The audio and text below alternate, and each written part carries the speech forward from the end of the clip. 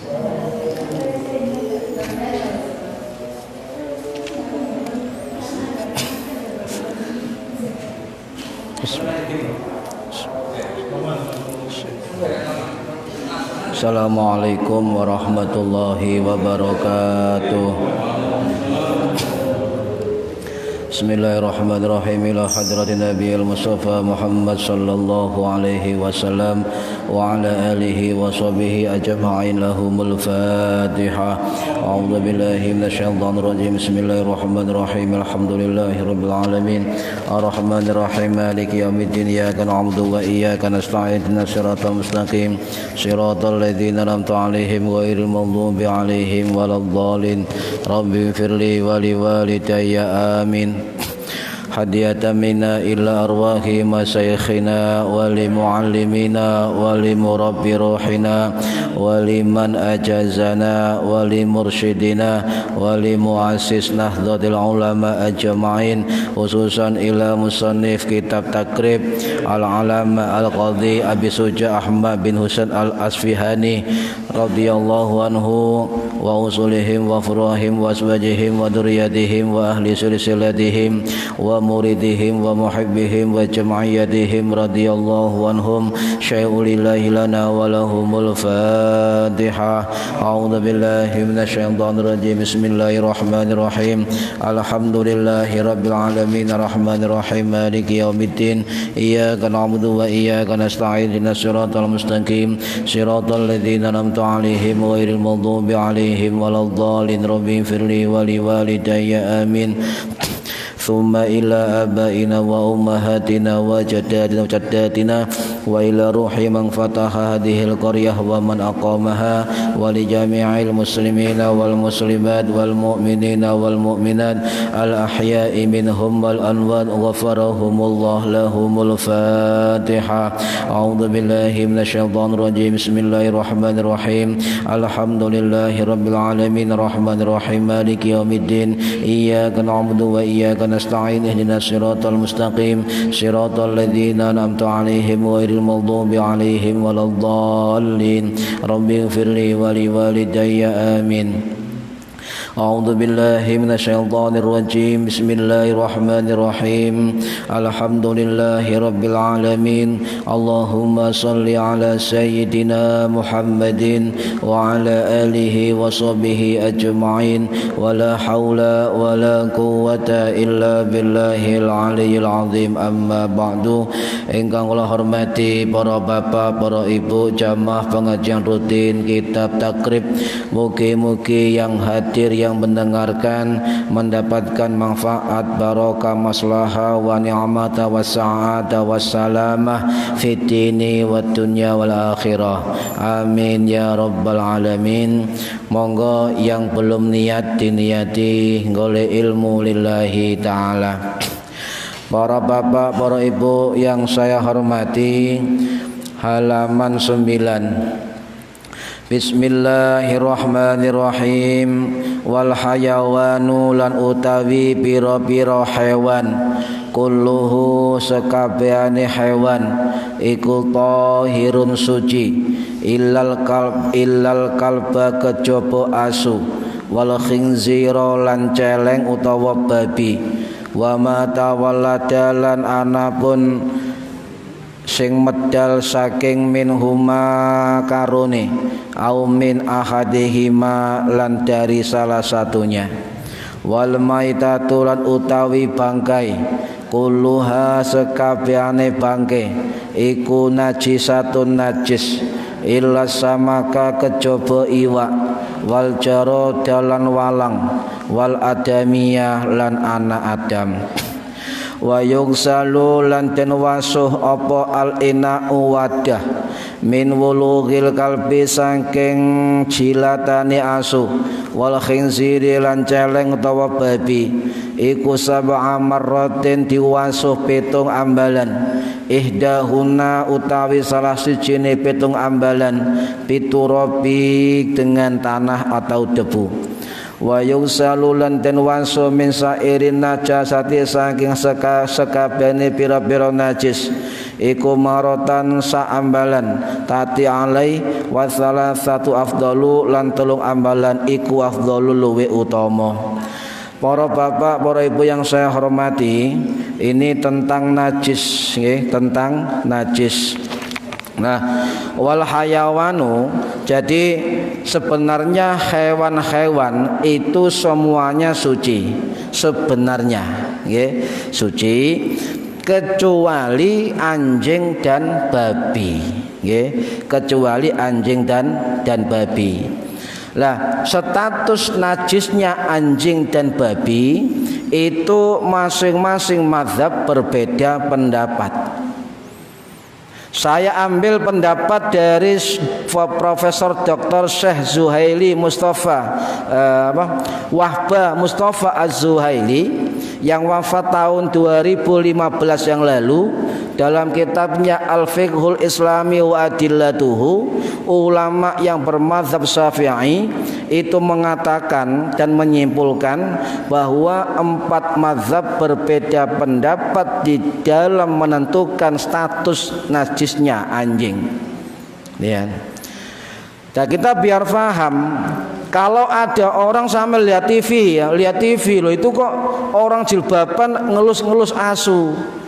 Loh, itu orang yang bersorban kok ngerangkul asu, apa gak najis? Lah, ini harus tahu tentang hukumnya.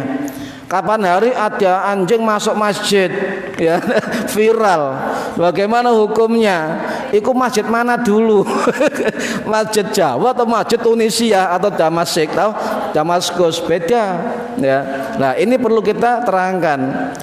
Menurut mazhab Maliki ya, bahwa status anjing itu tidak najis sama sekali. Ini mazhab Maliki ya. Jadi kalau sampai lihat orang, kalau nggak salah mazhab ini menyebar di Pakistan, ada di India, ada di Kamboja, sebagian Vietnam, sebagian Turki, ada di Tajikistan, ada di Turkmenistan, ada di Rusia dan sebagainya. Sampai lihat orang sana jemok-jemok asu kok santai, ini kan? Padahal mereka bermazhab Maliki. Ya, bermazhab Maliki. Nah, yang kedua, ulama-ulama mazhab Syafi'i dan ulama mazhab Hambali itu menyatakan bahwa status najis anjing mutlak. Ya, mazhab Syafi'i dan mazhab Hambali menyatakan bahwa anjing statusnya mutlak najis mughaladhah sakabehane. Ya, ya tubuhnya, ya bulunya, ya ilernya, ya kotorannya dan sebagainya. Sedangkan mazhab Hanafi itu menyatakan status anjing itu suci. Berbeda pendapat para ulama-ulama kita ya. Jadi beda pendapat, tetapi suci itu di dalam mazhab Hanafi pengecualian. Yang sing basah-basah itu najis, ilere basah najis, air kencingnya basah najis, kotorannya basah najis. Ini mazhab Hanafi ya. Loh, mazhab Hanafi ini jelas dalam kitab Fathul Qadir yang dikarang oleh Imam Muhammad Al-Kasani ya, Fathul Qadir karangannya Imam Asy-Syaukani yang wafat tahun 1834 Masehi. Dalam kitab ya, dalam kitabnya itu mengatakan begitu, mazhab Hanafi status anjing suci kecuali yang basah-basah. Ya, kalau kita hanya punya mandi basah. Ya. Kemudian ada juga dari Imam Alauddin Al-Kasani Al-Hanafi, ulama Hanafi yang wafat tahun 1191 Masehi. Dalam kitab Bada'ius Shana'i fi Tadhibis Syara'i, beliau mengatakan juga suci kecuali air liur kecuali kotorannya, air kencing dan keringatnya. Jadi imam ini menambahkan keringatnya juga najis. Ulama ini luar biasa para hadirin, sebab beliau ketika meninggal dunia saat beliau membaca Al-Quran. Alim orangnya, kata biografinya saya nggak kenal. Alim, satu hari beliau khatam 3 kali Al-Quran. Kita insya Allah kul huwaili 3 kali, ya sudah kan, semampunya. Nah, mazhab Hanafi menyatakan untuk memelihara anjing boleh, ya, apalagi bermanfaat untuk menjaga, untuk berburu dan sebagainya, boleh, ya. Ini perlu, tetapi ketika anjing menjilat suatu wadah, menjilat ya, ini masih mazhab Hanafi, menjilat suatu wadah, maka yang najis wadahnya, bukan orangnya.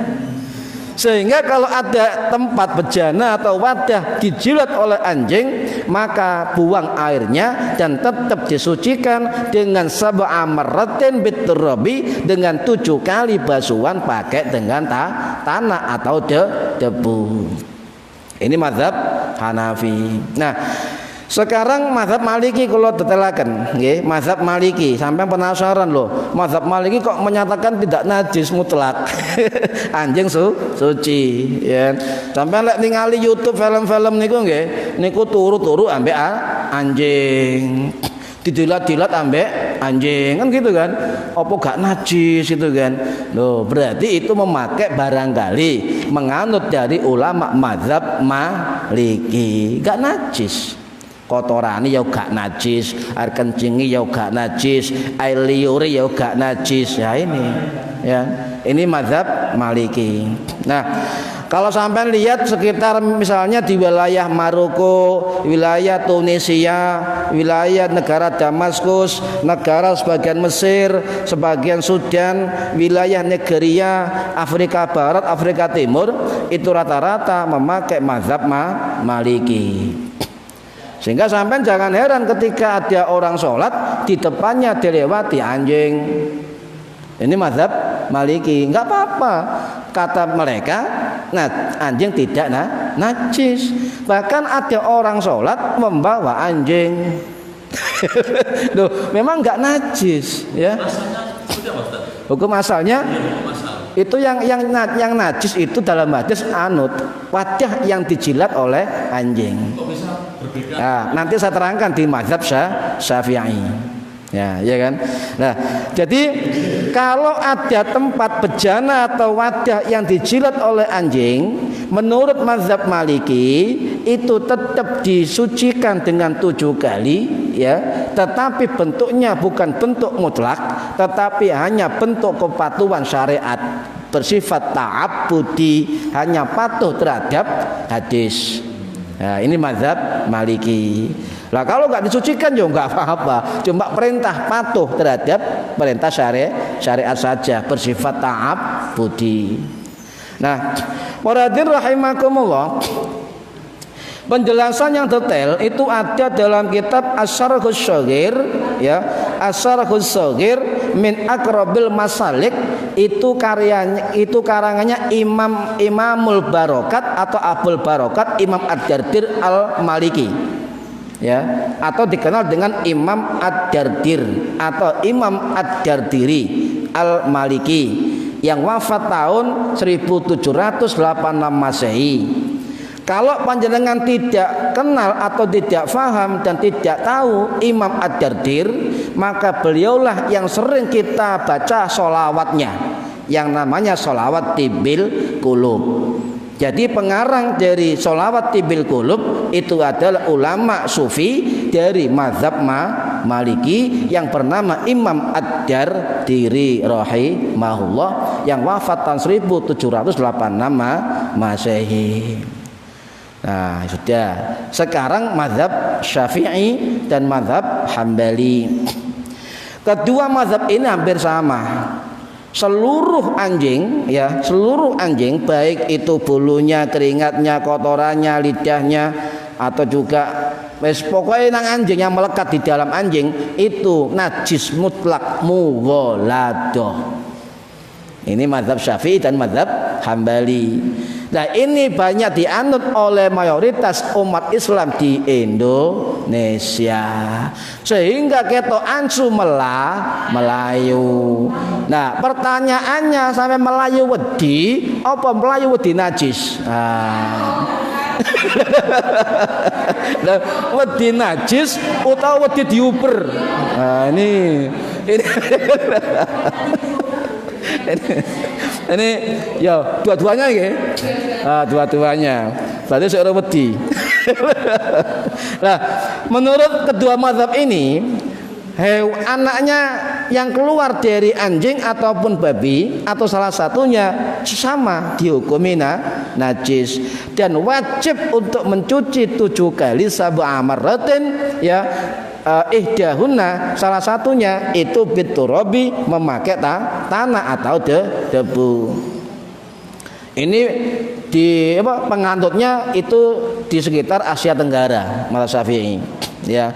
Ya ada di sebagian Madinah, ada di Asia Tenggara, ada di Indonesia, Malaysia, Brunei, Filipina, kemudian sebagian dari India, sebagian dari Yaman, sebagian Mesir, Australia, New Zealand, Somalia dan sebagainya. Itu mayoritas menganut dari mazhab Syafi'i dan mazhab Hambali.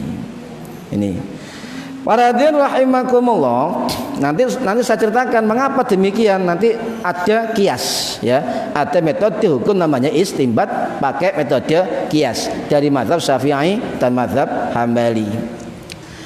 Nanti sebelumnya saya terangkan dulu. Nah, kalau kita terkena anjing, baik ditempeli wulu tok, nempel cek gitu aja, tetap menurut mazhab kita itu najis mughaladah. Kering juga sama, kering atau basah itu tetap najis mughaladah. Sebab hukumnya dikatakan mutlak. Mutlak itu mau kering, mau basah, mau cepet, mau pelan, mau akeh, mau titik, itu tetap najis mughaladah. Makanya orang Indonesia itu hati, saking hati-hatinya sehingga ketok anjing Melayu. Ya. Nah, para hadirin rahimakumullah. Nah, dicuci dengan 7 kali. Nah, untuk pencampuran tanahnya menurut Imam Nawawi, baik keterangan beliau dalam kitab Al-Minhaj Syarah Sahih Muslim maupun dalam kitabnya Majmu' Syarah Muhadzab, beliau mengatakan ya 7 kali itu termasuk 1 dicampur dengan tanah. Bisa dicampurkan pada basuhan yang pertama, bisa basuhan yang kedua, bisa basuhan yang ketiga. Cuma pesannya Imam Nawawi itu jangan ditaruh di basuhan yang terakhir. Begitu. Ya logika memang.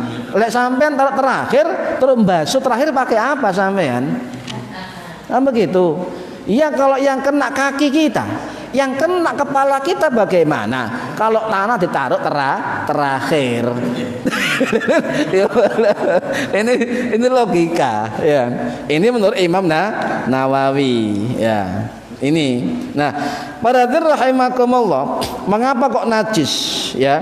Ada dawuh dari Kanjeng Nabi Muhammad sallallahu alaihi wasallam, riwayat Abu Hurairah radhiyallahu an yang wafat tahun 678 Masehi, dikuburkan di Jannatul Baqi', utaranya Masjid Nabawi ya. Beliau meriwayatkan sebuah hadis, tuhuru ina'i ahadikum idza walagha fihi ya, ketika wadah itu suci dari salah satu dari kamu, kemudian idza walagha ya, dijilat oleh anjing fihi di dalamnya, oleh siapa? Al-kalbu, oleh anjing. Ayyugsilahu, maka basuhlah pada itu sab'a marratin aulahunna biturabi, salah satunya dengan tanah.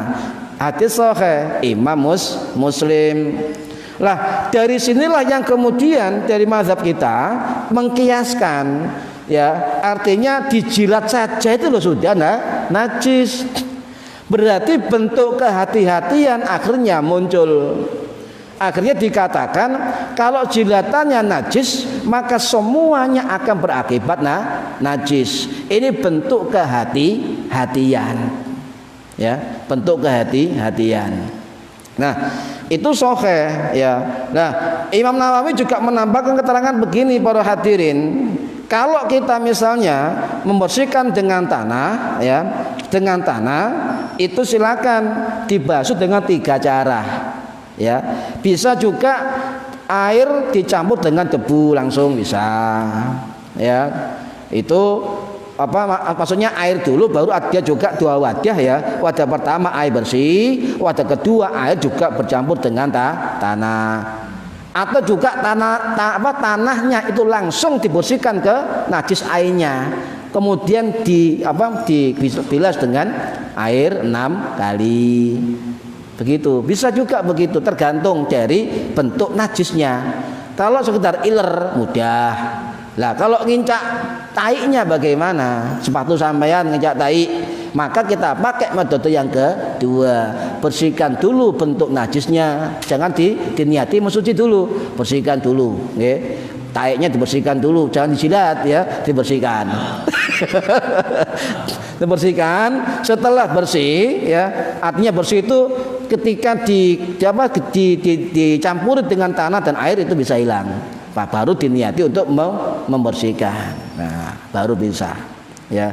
Atau dengan pancuran. Kalau dengan pancuran tetap dihitung 7 kali basuhan. Kalau lupa bagaimana? Ya jangan lupa, ya tidak apa-apa.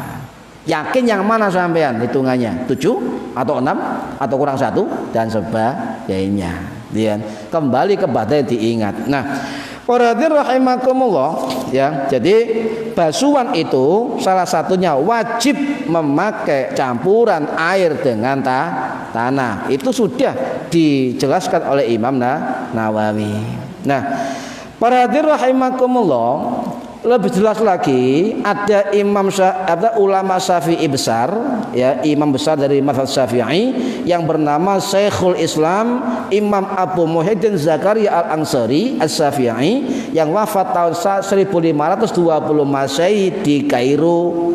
Dalam kitabnya Asnal Mathalib fi Syarhi Raudhatut Thulab, beliau mengatakan bahwa kalau ada wadah yang kena jilatan anjing, maka fayuriqahu, segeralah untuk tumpahkan airnya.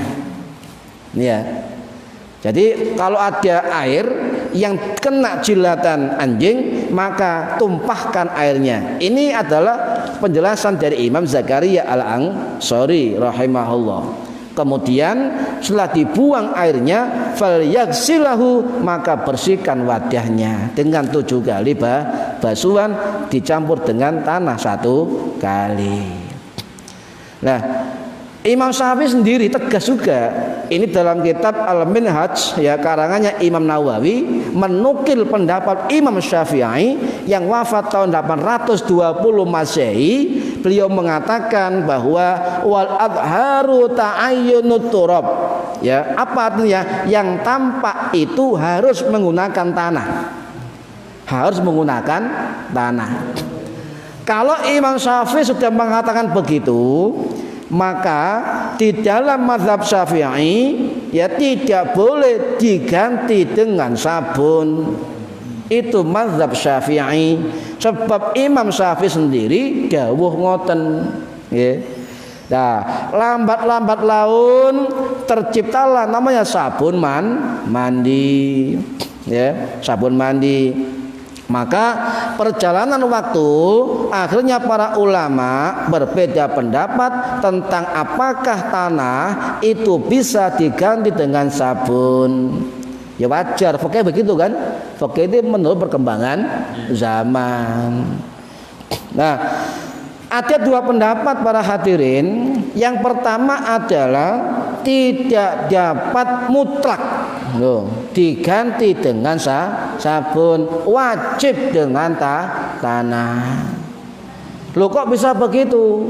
Ada penelitian dari Amerika, saya lupa namanya, ahli virus, ahli penyakit ya, bahwa ternyata untuk membunuh kuman-kuman babi dan kuman-kuman anjing yang paling dahsyat adalah pakai tanah. Ya, pakai tanah. Sehingga kalau sampean sandalnya ngincak apa nih?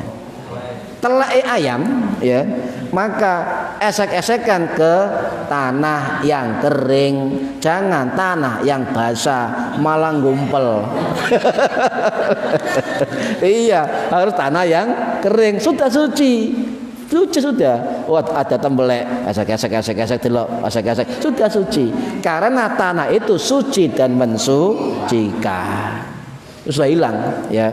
Nah, ini pendapat yang pertama. Nah, menurut Imam Nawawi, ini pendapat yang terkuat di dalam mazhab Syafi'i, bahwa tanah untuk campuran 1 kali basuhan di 7 kali basuhan itu tidak boleh diganti dengan sabun atau dengan yang lain. Tidak boleh mutlak ya. Ini juga pendapat sebagian dari mazhab Hambali, juga pendapat dari ulama-ulama mazhab Ibnu Hazmin. Ada juga mazhab Ibnu Hazmin, sebab dalam sejarah tarikh ya fikih Islam, sebenarnya Islam ini itu ada 9 mazhab. 9 mazhab, cuma yang berkembang dan eksis hingga sekarang itu mayoritas 4 mazhab. Salah satunya adalah mazhab Ibnu Hazmin. Loh, sekarang pengikutnya hampir tidak ada. Para hadirin rahimakumullah, pendapat yang kedua, bisa tanah diganti dengan sabun. Ya, bisa. Tapi ini adalah pendapat sebagian kecil dari ulama Syafi'i dan sebagian besar dari ulama Hambali. Salah satu ulama Syafi'i yang mengatakan boleh diganti dengan sabun adalah murid Imam Syafi'i yang bernama Imam Al-Muzani yang wafat tahun 887 Masehi di Kairo, Mesir. Loh, guru dan murid berbeda pendapat. Ya kan? Gurunya mengatakan, Syafi'i tadi kan, tidak boleh mengganti tanah dengan yang lain, jelas. Tetapi muridnya yang bernama Imam Al-Muzani mengatakan boleh diganti dengan sabun. Tapi itu pendapat lemah di dalam mazhab Syafi'i. Tetapi kalau panjenengan misalnya kena anjing, ya, tidak ono lemah belas, bu nanti kalau lemah. Misalnya sampean tidak menemukan tanah sama sekali, ya mungkin enggak ini ya. Misalnya tidak menemukan tanah, sampean bisa memakai pendapat yang terlemah dari mazhab Syafi'i. Tidak usah lari ke mazhab lain. Karena ketika ada pendapat mayoritas itu tidak bisa kita kerjakan, maka kita mengambil pendapat yang terlemah dalam satu mazhab. Kalau sudah enggak ada lagi, baru kita berpindah atau melakukan dari cara mazhab yang lain. Itu begitu prosesnya. Jangan kemudian, iki enak gawe iki enak gawe iki. Akhirnya mazhab jenenge mazhab al-Comotu. Coma senengane. Loh, ini rata-rata yang nggak tahu ngaji kitab. Nyun sewu. Di YouTube banyak ustadz-ustadz yang nyun sewu, bukan kita meremehkan. Kalau saya melihat keterangannya itu, enak keterangannya. Comot sana, comot sini, comot situ, comot situ. Loh, ini ya apa gitu loh. Jadi usul fikihnya bagaimana, kaidahnya bagaimana, kok nggak dipakai. Kesimpulannya, oh paling gak ngaji kitab-kitab fikih gitu. Sing Muradin rahimakumullah. Ya pun nggih, anjing pun nggih, asu pun nggih. Sekarang anjing, babi, gimana status najis babi? Ya, beda pendapat mazhab juga. Ya, bahkan di dalam mazhab Syafi'i juga beda pendapat tentang status babi. Tetap babi itu sepakat semua najis tetap, ya, kecuali mazhab Maliki. Maliki lagi, ya. Kalau dalam mazhab Syafi'i perbedaannya bukan pada najis dan najisnya babi, tetapi berbeda dalam cara mencucinya. Apakah yang kena babi itu sama dengan cara anjing atau tidak? Nah, sebagian dari ulama mazhab Syafi'i itu mengatakan untuk jika najis babi itu cara penyuciannya tidak sama dengan penyucian najis anjing, cukup dicuci sebagaimana najis biasanya. Ini yang pertama. Pendapat yang kedua, ini pendapat yang terkuat di dalam mazhab Syafi'i, ya. Terkuat.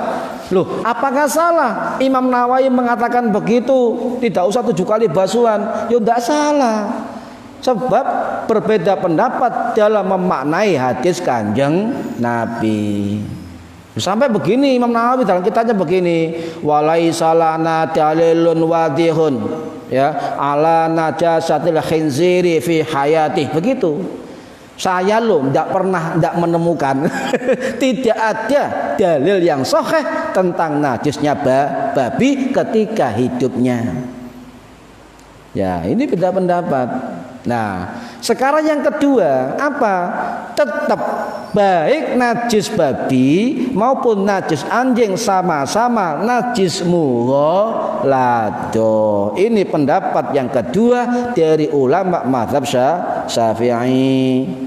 Dan kita pakai yang mana? Kalau lebih hati-hati, kita pakai pendapat yang kedua. Tetap najis babi dikiaskan, ditamsilkan, disamakan dengan najis anjing. Nih. Nah, keterangan lagi dari Imam Zakaria Al-Ansari tadi dalam kitab yang sama, Kitab Asnal Mathalib. Kalau orang yang belajar fikih itu pasti kenal dengan nama Imam Zakaria Al-Ansari, sebab beliau adalah Syekhul Islam fi madzhabis Syafi'i.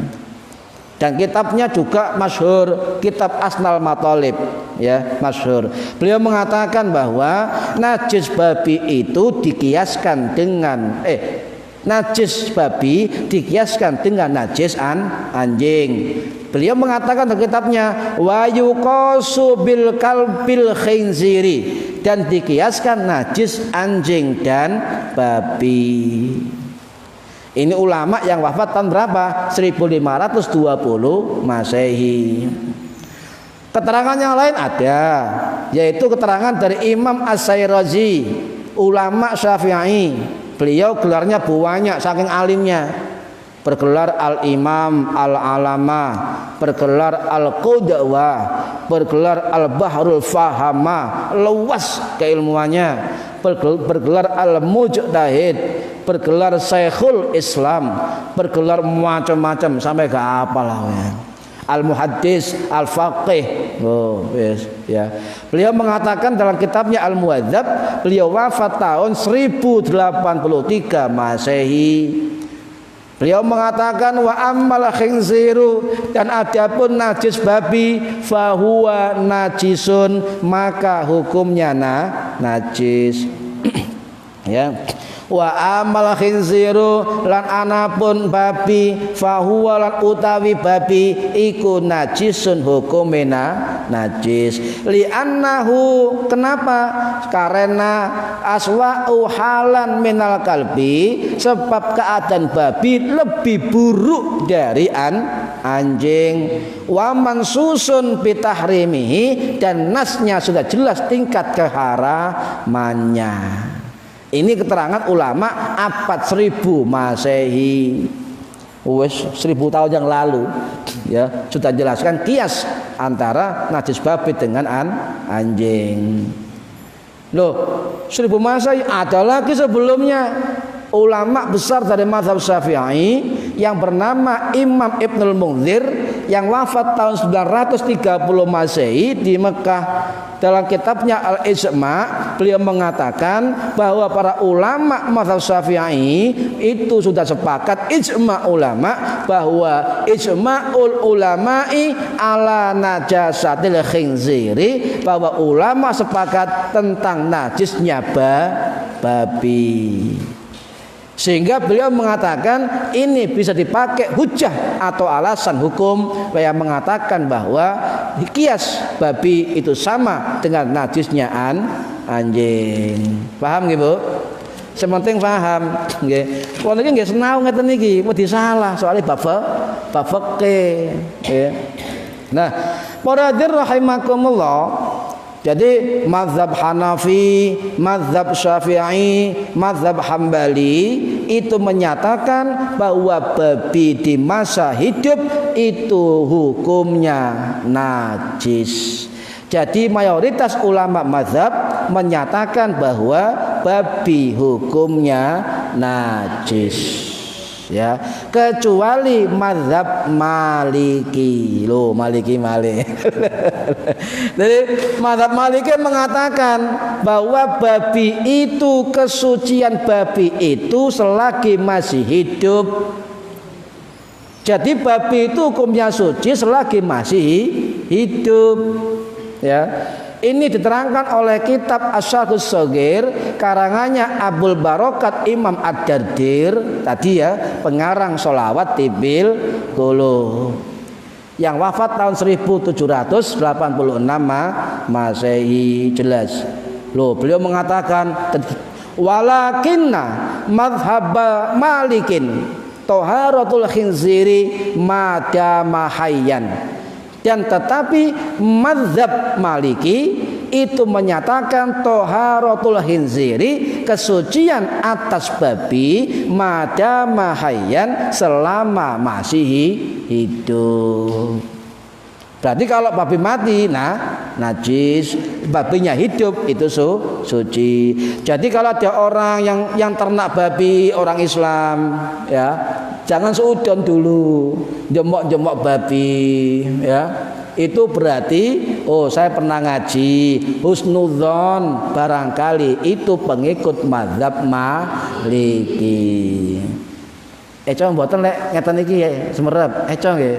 Oh beda pendapat. Ndak usah gontok-gontokan, elok-elokan, elek-elekan, enggak nyopoan. Ya wis karu-karuan.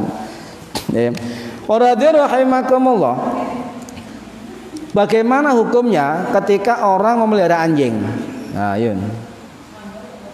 Wong melihara anjing bagaimana hukumnya? Ya. Cuma di dalam ulama mazhab Syafi'i, guru saya pernah dulu ngomong, saya ingat ya. Itu ngomong kalau misalnya dipakai ada hajat kebutuhan ya. Untuk berburu, untuk jaga tanaman, untuk pokoknya bermanfaat ya, itu boleh, mubah. Tetapi guru saya mengatakan jangan ditaruh di dalam rumah.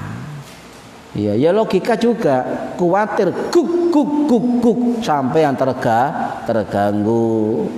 Kate lapo-lapo guk gak sido. Ya logika ini kan ya, logika. Ini ya wajar, logika lah. Bagaimana hukumnya? Ada dua pendapat lagi. Saya senang kok ceritakan perbedaan pendapat. Kenapa? Wis wayahe orang ini paham perbedaan pendapat, saling menghormati. Ya. Yang satu ngomong kalau melihara anjing itu haram. Oh. Yang satunya berbicara hukumnya makruh. Kalau ada hajat kebutuhan, hukumnya boleh. Ya. Loh, ini ada keterangan dari Kanjeng Nabi Shallallahu Alaihi Wasallam. Riwayat Sahih Imam Muslim. Manittakhoda kalban illa kalba masyiatin. Barang siapa yang menjadikan anjing ya itu sebagai apa? Masyiatin, penjaga ternak. ausoidin berburu, auzarain menjaga sawah, tanaman, kebun, ya. Tetapi kalau tidak punya 3 hajat tersebut, artinya enggak lapo-lapo, kok moro-moro nginggu asu, ya, tidak ada hajat njogo, enggak ada hajat berburu, kok memelihara anjing, maka Nabi mengatakan intang koso min ajrihi kula yaumin qiratin, maka dia pahalanya akan berkurang 1 qirat setiap hari. Loh, jadi sampai oleh pahala qirat apa? Ngantar jenazah, ya, dapat 2 qirat. Sampean ya berkurang qiratnya kalau memeliharaan anjing. Jual beli boleh kan, tadi ada hajat kan, ada hajat kebutuhan untuk berburu, ada kan. Nanti ada menjaga tanaman, berarti beli anjing atau jual anjing dalam rangka menjaga tanaman, itu hajat, li hajati, untuk hajat. Sampean jual anjing untuk berburu, sampai jual anjing untuk brimob, menjaga, boleh kalau ada hajat, ya, halal kalau ada hajat. Tapi kalau jenengan jual beli hanya sekedar untuk pokoknya tak adol asal ya nggak boleh, kecuali ada hajat, ya. Tadi Pak kayak apa Pak, tuku untuk melindungi ternak saya. Oh, monggo. Nah, berarti ada hajat. Pak beli anjing untuk apa? Untuk menjaga sekolahan. Kalau malam ada hajat, boleh. Ya. Atau panjenengan beli anjing untuk jaga istri keluar rumah. Nah. Mama, saya nggak bisa ngantar tak gantikan anjing. Ya jangan, ya. Ada hajat Mas, ada hajat boleh, ya, boleh. Kalau misalnya haram semua, ya brimob nggak punya anjing. Ya, brimob tidak punya anjing. Memang untuk hajat tadi ya, azarain menjaga tanaman, ausoidin untuk berburu, atau muasyiatin untuk menjaga ternak. Udah. Kalau hajatnya 3 ini itu boleh, ya, boleh. Nah, yang enggak boleh sampai yang beli anjing gak lapo-lapo.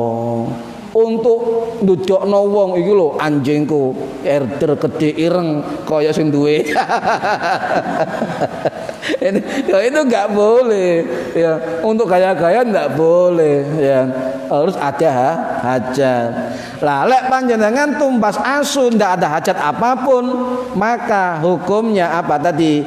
Pahalanya akan berkurang kula yaumin qiratin, akan berkurang 1 qirat setiap hari. Ini versi riwayat Abu Hurairah, hadis riwayat Imam Muslim. Tapi ada juga keterangan dari Ibnu Umar radhiyallahu an, hadisnya sama, tetapi di akhir kalimat berbeda.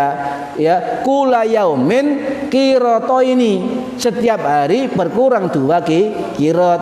Hadis riwayat Imam Muslim dan Imam Bukhari. Intinya adalah boleh memelihara anjing dengan hajat 3 tadi, menjaga ternak, menjaga omah sampean, ya, kemudian berburu dan sebagainya, itu baru boleh, ya. Tetapi menurut guru saya begini, kalau panjenengan punya anjing dalam rangka menjaga tadi boleh, tetapi jangan mengganggu orang lain. Makanya ada sekolah anjing cek pinter, cek ero bedakno endi maling endi gak maling. Lek sampean tumbas asu sak karepe bingung sampean. Ben wong liwat guguk, sampean nggak iso bedakno endi ana maling endi gak ana maling.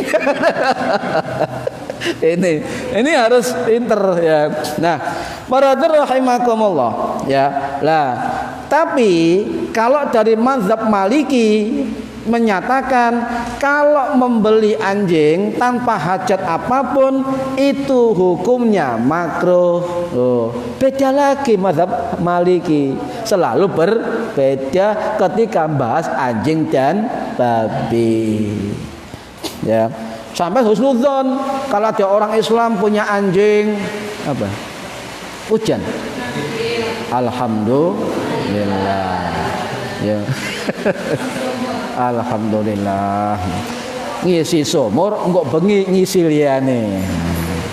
Ngisi jeding Bu, jeding apa jenenge? Iku gentong iku maksudnya ya. Nah, kalau misalnya ada orang yang melihara anjing, ya, melihara anjing hanya untuk gaya-gayaan saja. Jangan sampai melihat loh, itu orang Islam kok punya anjing. Husnudzon lagi. Apa? Barangkali penganut mazhab Maliki. Oh, enak kan? Kalau tahu, gitu aja, gak usah. Wonge sok tuku asu, asune 20 juta. Ya terserah wong sok tuku dhewe kan. Husnudzon barangkali pengikut mazhab Maliki. Loh, Isa. Kalau tambah seketi walang, ya. Bangkai itu najis kecuali bangkai ikan, bangkai belalang dan bangkai manusia. Ya, bagaimana hukum walang? Hukum walang bagaimana belalang? Ya, hukum belalang bagaimana? Halal. Sebab sahabat pernah mengatakan gozauna ma'a Rasulillah, ya, ma'a Rasulillah semua hampir sab'a gozawatin di dalam 7 peperangan nakulu kami makan ma'ahu bersama Nabi apa tadi belalang, ya, al jadaro atau belalang boleh, ya, boleh. Belalang hukumnya halal, walang halal. Tetapi hati-hati, fikih ada ungkapan begini, walaupun barangnya halal, tetapi kalau sampeyan timbul rasa jijik, ya, Bu, jijik, gak kolu, ya, atau ingin muntah ketika melihat, jangan dimakan, bisa haram, ya. Mungkin manfaat fitini wa dunya wal akhirah. Ini durung hukum makan iwak hiu, makan iwak paus, makan iwak kepiting. Loh, tak terang lo kabeh menjeng nggih. Mugi-mugi manfaat. Al-Fatihah. Bismillahirrahmanirrahim. Alhamdulillahirabbil alamin. Siratal ladzina an'amta alaihim ghairil a'udzu billahi minasyaitonir rajim. Bismillahirrahmanirrahim. Allahumma 'allimna 'ilmal Qur'an wa 'allimna 'ilma la ilaha illallah wa 'allimna min ladunka 'ilman nasiru bihi kainil ahyatil aman. Wa sallallahu ala sayyidina Muhammad alhamdulillahirabbil alamin.